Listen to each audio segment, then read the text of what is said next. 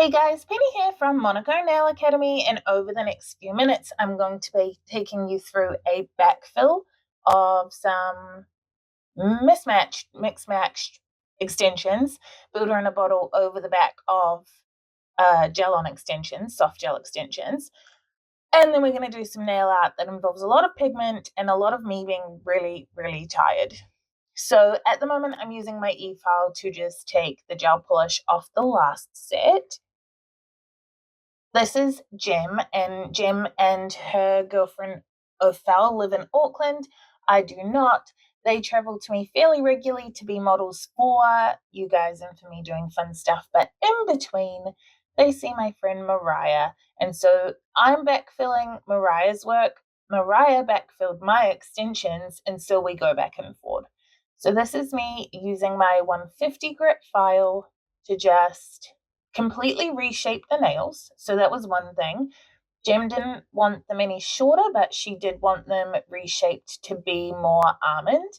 And then I need to blend them all in. And the only stuff I cut out of this part was basically like me stopping to talk, because Pat was here and Ophel's sitting over, like Pat and Ophel are just over the other side of the room. We were debating whether or not to get chocolate eclairs from the bakery, lots of things, very serious conversation. And so in the meantime, I kept stopping and starting, which did make this take a lot longer. If you're not interested in the backfill part, it's the first 14-15 minutes of the video, so feel free to skip ahead. But I did manage to get an hour and a half worth of backfill, like the filing, the reshaping, the actual backfill, all of that stuff. Got that down to 14 minutes for you. So you're welcome. But this is me just going through and refining. If you're a student of Monaco, you'll notice that I don't follow the 10 filing steps. So what we teach our students is really different to like what we all end up doing in salon later. The 10 filing steps that we teach to total newbies allow you to get perfect structure without knowing how to get perfect structure or what it looks like. And then most people, as they continue through their careers, will like evolve the steps slightly to be what works for them. As long as you end up with the same end result, who cares? But the 10 filing steps get you there without you knowing anything else. So I prefer to use the 150 grit than a 180 grit as well, because sometimes I will go to the 180, especially around the cuticle, like all that sort of stuff. I will definitely use a 180 as well. But with something like this, I prefer to adjust my pressure and trust my ability to not cut my clients than to swap down to a 180 and that sort of thing. It just, for me, I don't know. Sometimes if I use a 180, I feel like it's not doing anything, even though that's not really true. So skipping to this other nail, I did a couple for you there. You do not need to see all of them. However, this one had a whole heap of pocket lifting. Not necessarily my fault, not necessarily Mariah's fault, just had a bunch of lifting. It could have got jammed in a door, like who knows. But so I needed to use my nippers to take the bulk away so that I wasn't filing A, forever for my own sake, B, because of the heat transference for Jem, lots of reasons. We don't need to be filing all of that. These nippers are broken, which is super fun, so they don't have a spring in them, and honestly, I should have just got up and got different ones, and I didn't, because I'm lazy. So I'm kind of using them like chopsticks in a way, like my finger is in between. You can see my ring finger. I'm kind of using it to like hold one, whatever. It's stupid. It looks a little bit like I'm prying the product. I promise I could just see how much lifting there was and was trying to get it all out. So I figured I'd leave this nail in to show you the lifting and how I take it out, how I refile it, and how I fix it. So I left this nail in for you. Don't know if that's what you want to see. That's what you're going to get. So I'm still using my 150, but the angle of my file changes a lot. And just so that I can miss the natural nail, because I still definitely don't want to be causing any damage or anything like that. I just want to be thinning out the existing product and blending it in with the natural nail so that we don't get lifting and we don't get like greenies, pseudomonas, or anything like that. Like we don't get any infection from leaving pockets of air and potentially bacteria trapped inside the backfill. So I'm just mostly filing. It's hard to tell with the angle here, but I'm like filing on top of the product only. And the angle of the file means I'm missing the nail, the natural nail, most of the time. So most of my filing is just on the actual product itself. So while I'm doing that, if you've ever thought about becoming a nail tech but you don't know where to start, our free online workshop, the 5-day nail tech launchpad, is perfect for you. It's a super fun, no pressure way to dip your toes into the industry and learn some basics. And you can join it or look at more information at monaco.ac.nz/launchpad. It's really, really fun. We really like it. So go and have a look at that while I finish blending out all of this product. Like I said, I got like an hour and a half down to 14 minutes, and I swear to you, like 40 minutes of it was me reblending these. And that's a lot to do with the fact that we were rebalancing, like we had to move the apex. Like the structural apex needed to be completely moved for us to be able to have nice looking strong nails. So anyways, now I'm just going through and releasing the eponychium from the nail plate. I'm not doing any dramatic cuticle work with my cuticle pusher, just releasing the eponychium. And then I come back in with my e-file and remove the actual cuticle tissue from the nail plate. And I'm not removing any living tissue. I'm not doing a full dry manicure. I'm just releasing the cuticle and removing cuticle tissue from the nail plate so that we have great adhesion and everything sticks and we have none of that lifting and all those sorts of things. This is like the most satisfying part of my entire job for all of the art and all of the other stuff. Oh, I love doing cuticle work. It's so fun.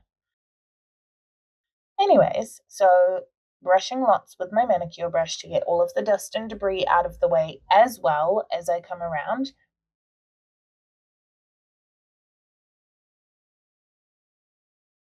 Feel free to pop into the comments and let me know if you prefer like watching these parts, like if do you want to see the backfill or if you just want to see the nail art, because I feel like I leave the backfill out fairly often and then people say they wanted to see it, but then I think, why would you want to see the same thing every time? I don't know.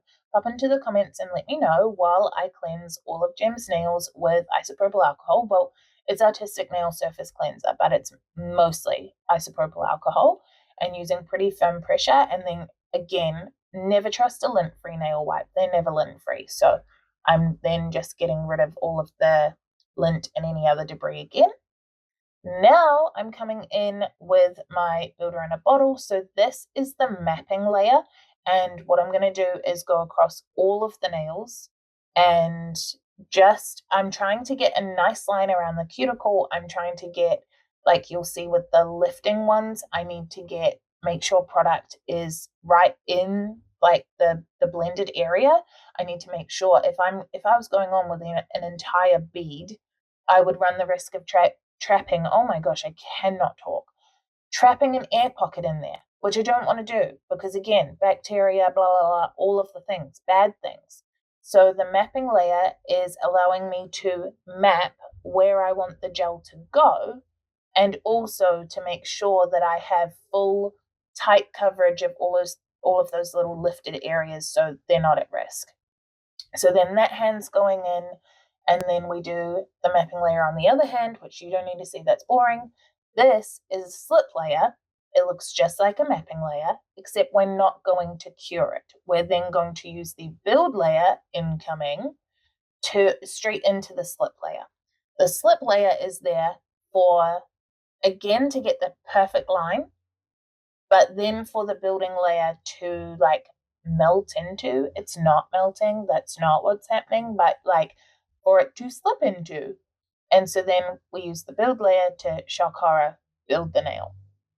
So I'm working with a number 9 oval gel brush, an artistic one, and this is me showing you that I go back and forth between the two hands. But all of the products that I'm using can be got from us at monaco.ac.nz. The little UV pot that I've poured my Builder in a Bottle into, my Pink Concealer Correction Gel, is actually from, I think, Beauty Bestie. But other than that, it's all Monaco stuff, I think. My extractor fan's not. That's from Magpie.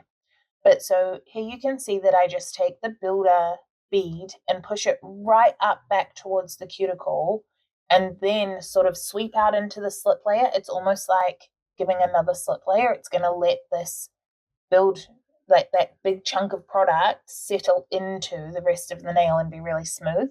The aim here is to do as little filing as possible. So the more work I can do like that, like with slip layers and stuff like that, the more my gel will self-settle on its own, and then I won't have that much filing to do. So that's what the goal is to make my life easier by making my life harder. Because the thing is that the hard part is the prep, spending 40 minutes filing and stuff, but then if I didn't do it then, I would have had to do it later. If I didn't prep file and I just went straight in, then my gel application would be more difficult and I'd have to file that anyway, which you'll see I do a little bit, but whatever, rambling, shut up, Penny. This is the one that had all that lifting. There's a few that had lifting, but because I showed you filing this one, I also showed you filling it. So here you go, me filling another nail. We're going to get to the good stuff soon and do all of the fun nail art. I think that's the fun part. While you're waiting for me to get to the fun part, feel free to hit the like button, the thumbs up doohickey, just out of the goodness of your own heart, just so that I get better views, because I work really hard on these, even if you can't tell. So what I did, you just saw me check the pinky to see that it was perfect and didn't need filing, and then I checked the ring finger and felt like it actually had a bit of a dip that I didn't want to file out. I wanted to add more product into the dip. So I did a little mini slip layer, and then I put the bead only in the area I needed it, and then now I'm trying to get them to blend. I was so tired. I'd done a few clients, and then I spent 3.5 hours doing Ophel's nails, which I haven't edited for you yet.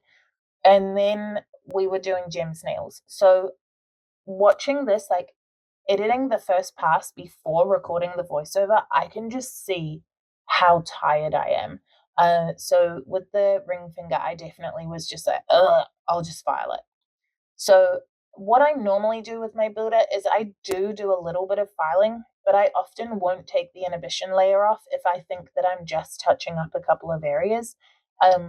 Sometimes it means that my files don't last as long because they get kind of clogged with the inhibition layer. However, if I take the entire inhibition layer off, I have to file the entire nail because gel sticks to rough or sticky. So I would need to make the entire thing rough. So mostly I'll just file what I have to. And then with this particular pinky, it just kind of ended up being the whole thing. This one, which is the one I added more to, I started down that vein.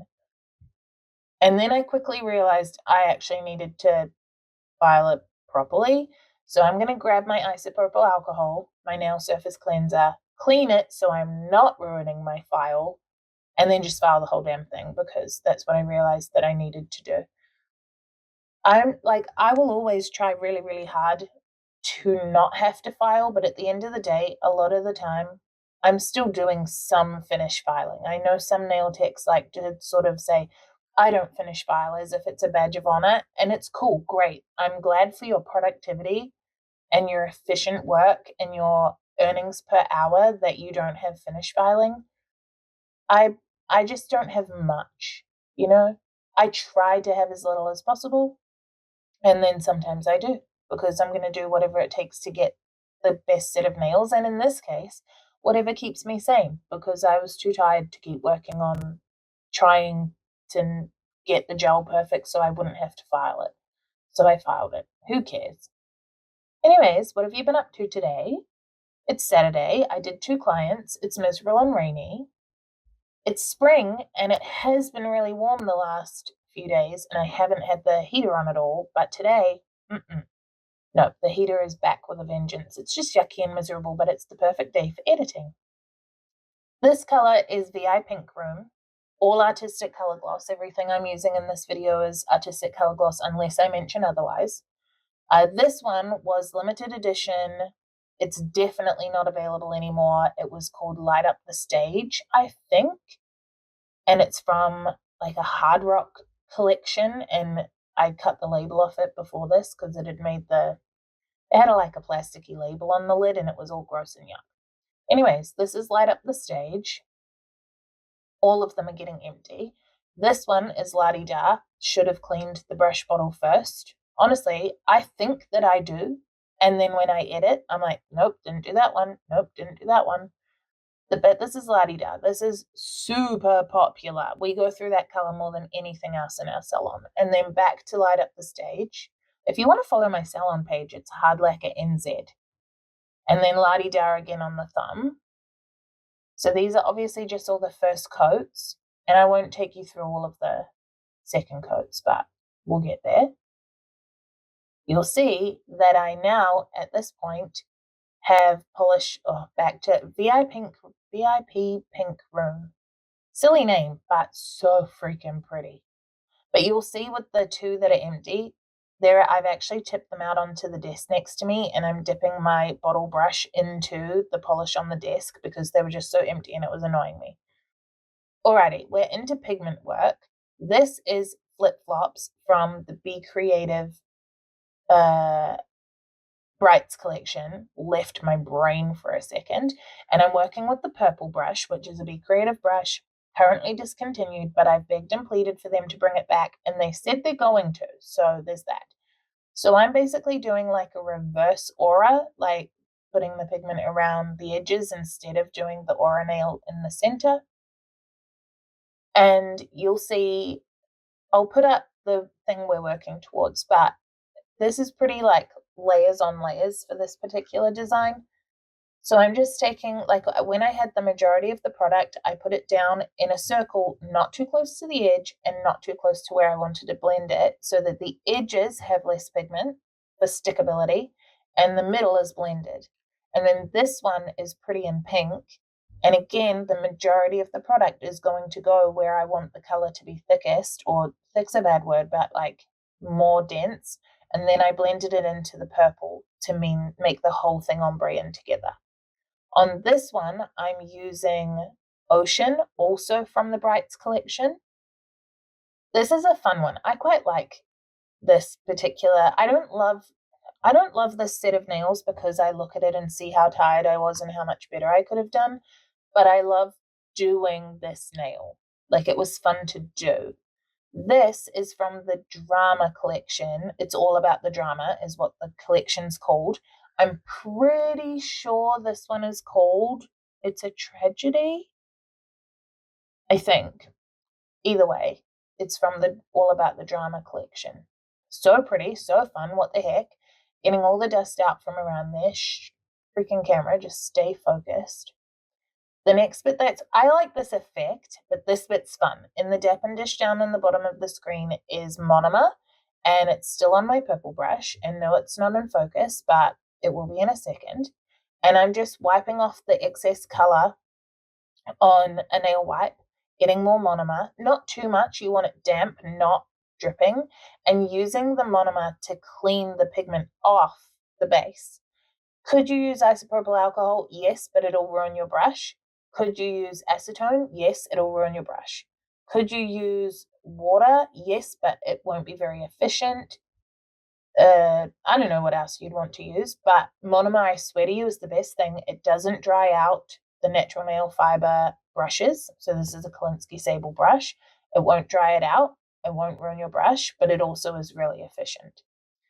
The downside is you need to make sure you dry your brush, because watching this, I can see how wet my brush still was. I thought I had dried it, but the red pigment, which is the pure red primary pigment from, again, Be Creative, the red pigment was wet. Like, I can just see it in the video. It was wet, and that sucked, and it kind of turns it into paint. It doesn't do the same blendiness, and for this particular nail, it's just lucky that I didn't need that. The pink that I blended into it is Bikini, again, the Brights collection. That one features fairly heavily in both my life and this video. And then back in with monomer, cleaning out Shape, which is going to get painted shortly, but cleaning it out for now anyway.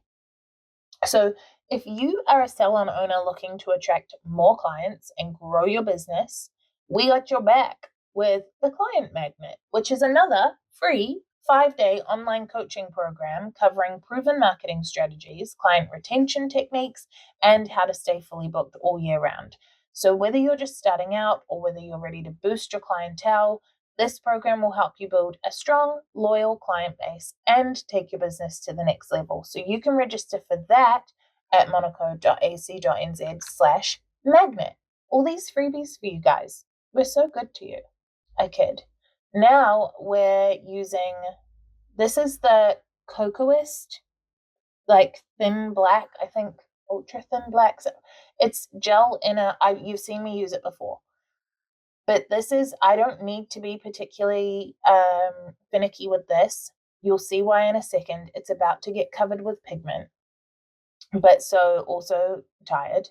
I think I haven't been using this product very long, and what I am learning is just how to work with the viscosity. Even though it's the thinnest gel paint I could find, or like it's not even technically a gel paint. I think it's more a gel polish. I don't really know. It's the thinnest I could find that was still pigmented enough to be one stroke, but it's still thicker than like a gel polish, so I need to be careful how I work with it. This is the green, which is Glasto Green, and the yellow, which I think is Festival Fever from the Neon collection. And now this is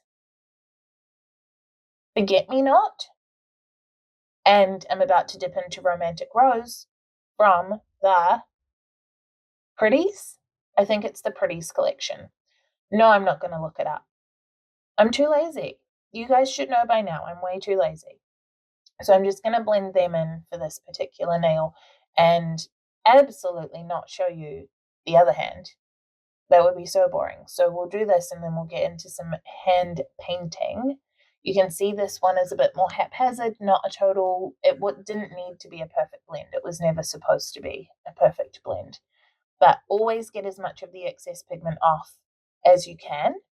We definitely don't want it there. It does not help with adhesion later. So then we're back in with the Cocoist thin, ultra thin black, I think it is.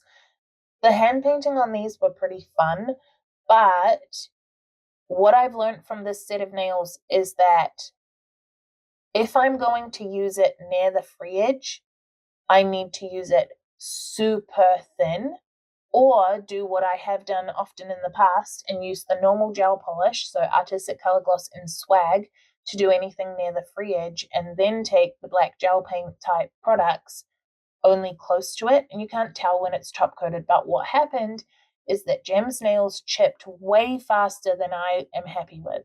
And it's because the pigment was at the edge. It's all my fault. Like, I didn't fix the pigment at the edge to make sure it didn't chip. And then I was using this stuff, which I was using too thickly for it to be so close to the edge.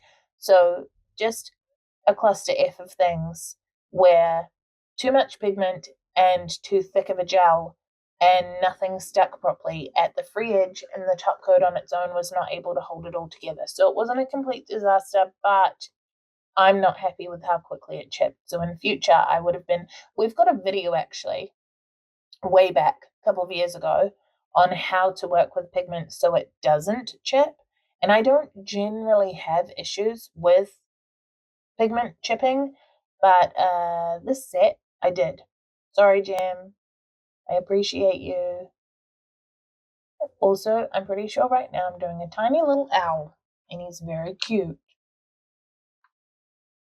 While we're doing him, why don't I check another promo in here, because you're just watching and I'm just stream of consciousness and I'm going to run out of things to say.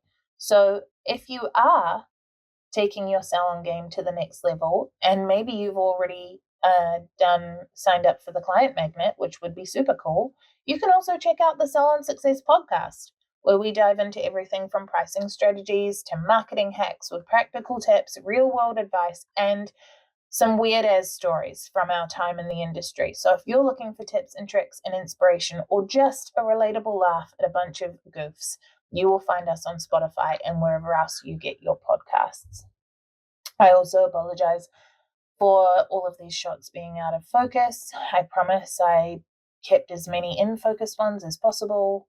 I don't know how to stop it other than watching it constantly, but it's rather important that I look at the nail instead. Otherwise, we would have views for a whole different reason. I really like how on this nail we had the pigment, blended it out, carved out the moon, and then the hand painting goes over the moon. I don't know why that's so fun to me, but it is. Also, I really like doing trees. Again, I like trees and leaves. What are your favorite things to paint? I really like painting leaves, and I quite like doing trees. This Cocoist stuff, great stuff. I like using it, but it was too thick for what I was trying to do here, or I was too tired to have the patience to work with it properly to do what I was trying to do here, which is to paint a wrought iron gate. And at this point, I was just like, I don't want to be done. Which is not how I want to be with doing nails, we're in this because we love it, and I want my clients to all be happy, and Jim's the sweetest and wasn't upset. She liked the nails. I didn't. I don't like them. I know how much better I could do. You guys have days like that, the client is happy, it's not a big deal, but I know I could have done so much better than what I did here. So with this part, it does look like I'm sort of slapping the paint on and not giving a flying F. That's not quite the case. I just needed the shapes in place. I know I am tired, and you can probably see that I'm tired, and I've told you 100 times that in this video I was tired. We filmed it 2 months ago. But also I didn't need to be being perfect with this part. I really didn't. Even if I wasn't tired, I would have been doing this the same, and then you come in and fill it. But you can see with this how thickly I was allowing the Cocoist to be. And that is me being tired. I should have had the patience to work thinner. That's the one thing I do need to have changed here, because looking at how thick my application is, look at that. I may as well have dipped her in the freaking pot. What are you doing, Penny? That thickness was never going to cure properly. I should have known. I do know, looking at it. I was just exhausted, and I'm going to stop using that as an excuse because it's trash. This is Bride, Color Gloss Bride. So this is coming back in with a normal gel polish. It is pretty highly pigmented, and honestly, highlights make the world go round. When you add all these little pieces, they just change everything.